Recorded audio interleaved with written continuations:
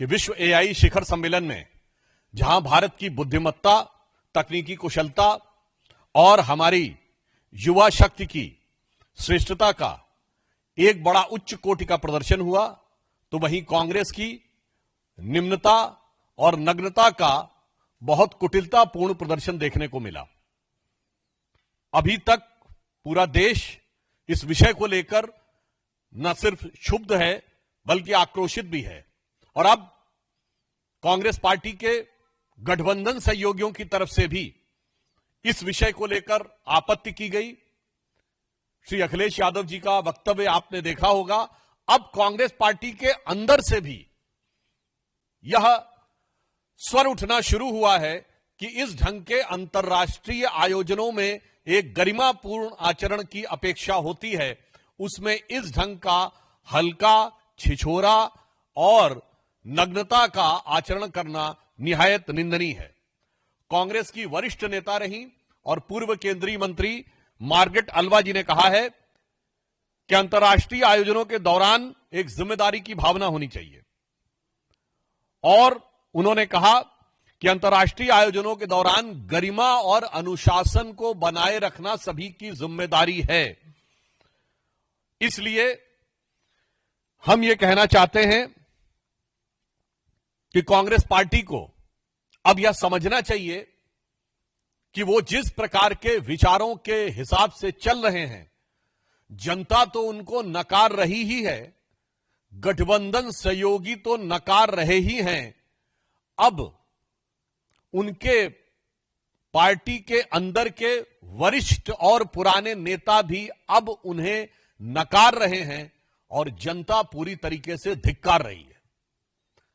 वैसे भारत की हर श्रेष्ठता को लेट डाउन करना, उसको धूमिल करने का प्रयास करना कांग्रेस का एक सहज, स्वाभाविक, योजनाबद्ध, षड्यंत्रपूर्ण आचरण रहा है।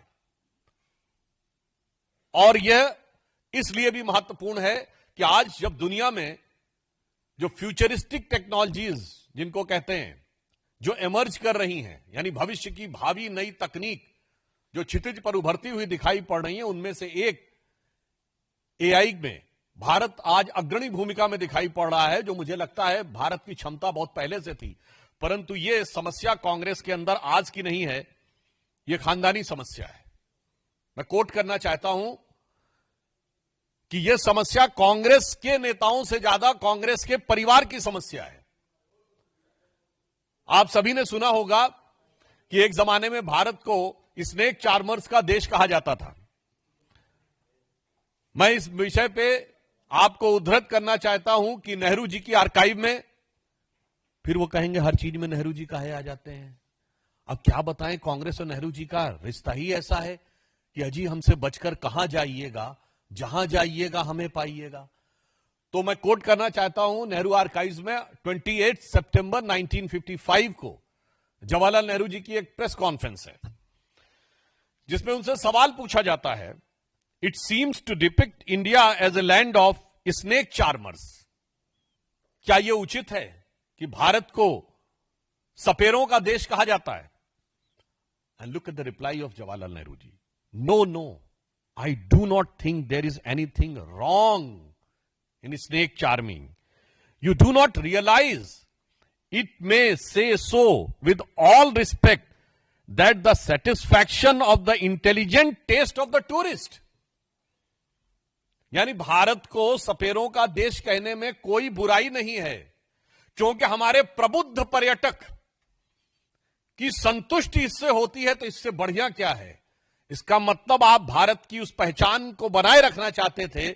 इसीलिए आज जब प्रधानमंत्री श्री नरेंद्र मोदी जी के नेतृत्व में भारत एआई की नई उड़ान की ओर बढ़ रहा है, तो आपसे बर्दाश्त नहीं हो रहा है और आप कपड़े फाड़ कर, कपड़े उतार कर खड़े हैं।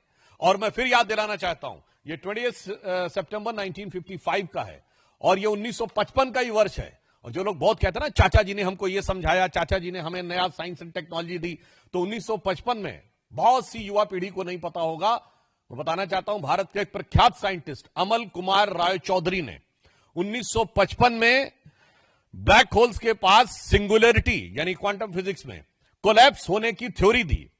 जिसे बाद में रोजर पेनरोज को जो नोबेल प्राइज मिला है, और स्टीफन हॉकिंस और रोजर पेनरोज ने जो अपनी बुक लिखी है उसमें उन्होंने उस डायग्राम को भी यूज किया है और उन्होंने उस क्रेडिट को यूज किया है। The same thing with a Bengali scientist Amal Kumar Rai Chaudhary has propagated and promulgated in 1955।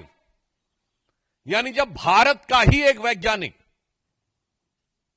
जो उस समय विज्ञान की एक ऐसी खोज दे रहा था जो बाद में 1995 में प्रैक्टिकली प्रूव हुई और उस पे रोजर पेनरोज को नोबेल प्राइज मिला और स्टीफन हॉकिंस और रोजर पेनरोज दोनों ने उसको कोट किया है। उस समय चाचा जी कह रहे थे कि सपेरों का देश कहने में कोई बुराई नहीं है क्योंकि प्रबुद्ध पर्यटक इससे संतुष्ट महसूस करते हैं।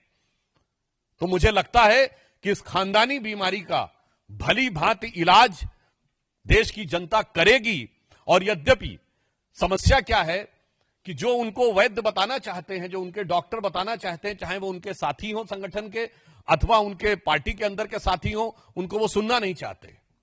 तो मैं कांग्रेस पार्टी और कांग्रेस के प्रथम परिवार और श्री राहुल गांधी जी को बिना मांगे एक एडवाइस देना चाहता हूं जो रामचरितमानस में सुंदरकांड में लिखा है उन्होंने कि सचिव वैद्य गुरु तीन जो प्रिय बोले भय आस, राज धर्म तन तीन का होए बेगी नाश।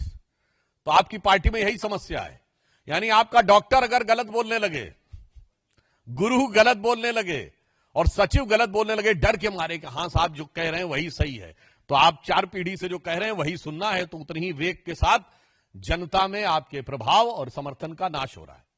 But after this naked truth of the notorious activities of Congress engineered by the nefarious design, another crooked truth has also come up, which was motivated by the conspicuous design of Congress party as Congress Chief Minister of Telangana, Shri Revant Reddy, who was just few months back was saying he was having no money for capital investment. Even in a media interview, he was saying he doesn't have money to spend 500 crores for capital investment at a regular interval of 1 month. And the same Revant Reddy ji is saying, if required, the government is ready to spend 1,000 crore for Gandhi families and the party.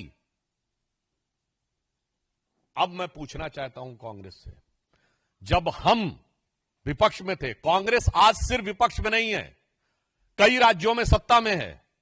3 राज्यों में आप पूर्ण बहुमत के साथ सत्ता में हैं, हिमाचल, तेलंगाना और कर्नाटक।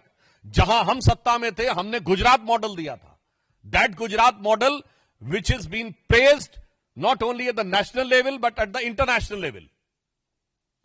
उस समय वर्ल्ड बैंक के चीफ ने 2014 में कहा था कि अब मुझे लगता है कि जो गुजरात मॉडल चीफ मिनिस्टर के रूप में मोदी जी ने दिया था वो अब नेशनल लेवल पे आएगा और दिखाई भी पड़ता है। मैं कांग्रेस से पूछना चाहता हूं आपका मॉडल क्या है? क्या मॉडल आपने देश के सामने रखा है कर्नाटक का? क्या मॉडल आपने रखा है हिमाचल का? दिखाइए, परफॉर्म करिए। तेलंगाना का मॉडल यह है कि कांग्रेस का मतलब मुसलमान, मुसलमान का मतलब कांग्रेस, ये आपका चीफ मिनिस्टर कहता है, और सारे सरकार के पैसे का मतलब गांधी खानदान। मतलब कांग्रेस का पार्टी का मतलब मुसलमान और सरकारी राजस्व का मतलब नेहरू खानदान। This is the model of governance which the Congress party has put fourth in front of the people. मुझे ऐसा लगता है कि इसके बाद कांग्रेस का एक और स्वरूप नंगा हो गया है। नकाब चेहरे से पहले हट चुका था, कपड़ा बदन से हट चुका था एआई समिट में। अब जो बचा खुचा रहा था वो तेलंगाना के मुख्यमंत्री रेवंत रेड्डी जी के इस बयान से हट गया है, और यह दर्शाता है कि तेलंगाना की जनता के साथ कितना बड़ा अन्याय है। और जहां जहां सत्ता में आते हैं या धोखा देते हैं, सत्ता में आने के बाद खजाना खाली करते हैं, क्योंकि वैसे भी दिमाग खाली है तो खजाना खाली होना स्वाभाविक रहता है, और उसके बाद भ्रष्टाचार, और भ्रष्टाचार के बाद एक परिवार का बंधन, और उसके बाद जातिवाद और तुष्टीकरण के आधार के ऊपर सत्ता में दोबारा आने की जुगत करना। मुझे लगता है कि ये दो तथ्य, एआई समिट में कांग्रेस के नेताओं के द्वारा यह बोलना और रेवंत रेड्डी जी के द्वारा कहना कि वो 1000 करोड़ रुपए देना चाहते हैं, और ये आइसोलेटेड इवेंट नहीं है। इससे पहले नवजोत कौर सिद्धू जो कांग्रेस की नेता हैं पंजाब की, वो बोल चुकी हैं कि मुख्यमंत्री तो कांग्रेस में वो बनता जो 500 करोड़ रुपए दे सके। ये हम अपना नहीं कोट कर रहे हैं, ये उनके नेता का कोट कर रहे हैं। और मार्गरेट अल्वा जी ने अपनी किताब करेज एंड कमिटमेंट में लिखा था कि कांग्रेस में जब राज्यसभा की सीटें आती थी, और उन्हें 2008 के कर्नाटक के चुनाव का रेफरेंस देते हुए लिखा था, दे वर फॉर द सेल। मतलब उनका कहना था पार्टी के प्रति निष्ठा, योग्यता और पार्टी में वरिष्ठता के आधार पे टिकट नहीं दिए जा रहे थे, बल्कि बोली लगाई जा रही थी। ये किसने कहा है? ये कांग्रेस के वरिष्ठ नेता ने कहा है। तो मुझे लगता है रेवंत रेड्डी जी का जो ये बयान है, ये भी कांग्रेस की अपनी एक अलग पहचान है कि जनता के लिए कुछ नहीं, विकास के लिए ठेंगा है, और सब कुछ पार्टी के अंदर बंदर बाट करनी है। और इसी के साथ साथ जब आप कुछ भी नहीं कर पाएंगे तो केंद्र को दोष देना है, फिर भयानक खतरनाक तुष्टीकरण के द्वारा क्षेत्र, भाषा और जाति पर समाज को विभाजित करके पुनः सत्ता में आने का प्रयास करना है। इसलिए हम सिर्फ यह कहना चाहते हैं कि आज पूरा देश इन दो बयानों के बाद, दोनों कांग्रेस के नेताओं का बयान है, मार्गरेट अल्वा जी का बयान और रेवंत रेड्डी जी का बयान, इसके बाद जो बची कुछ कसर थी वो भी पूरी हो गई है। और अब किसी भी प्रकार का कोई किंतु परंतु नहीं रह गया है कि कांग्रेस न सिर्फ राष्ट्र विरोधी गतिविधियों में इन्वॉल्व रहती है, अब जाने अनजाने ये वो जाने, बल्कि जिस जिस राज्य में सत्ता में रहती है वहां की जनता का भी भारी अहित करती है। धन्यवाद। हाँ, रविकांत जी।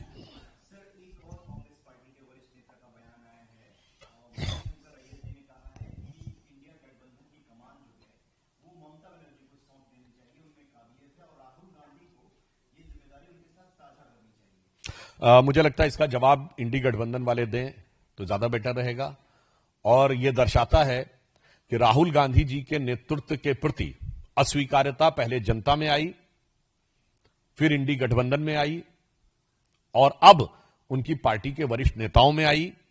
और ये मणिशंकर अय्यर जी उनके स्वर्गीय पिताजी के सबसे अभिन्न मित्र हैं, यानी उनके चाचा जी में भी आ गई है। तो अब उन्हें इस विषय के ऊपर गंभीरता से विचार करना चाहिए।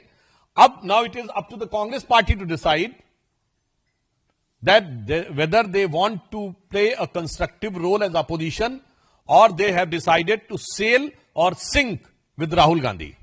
शैलेंद्र जी।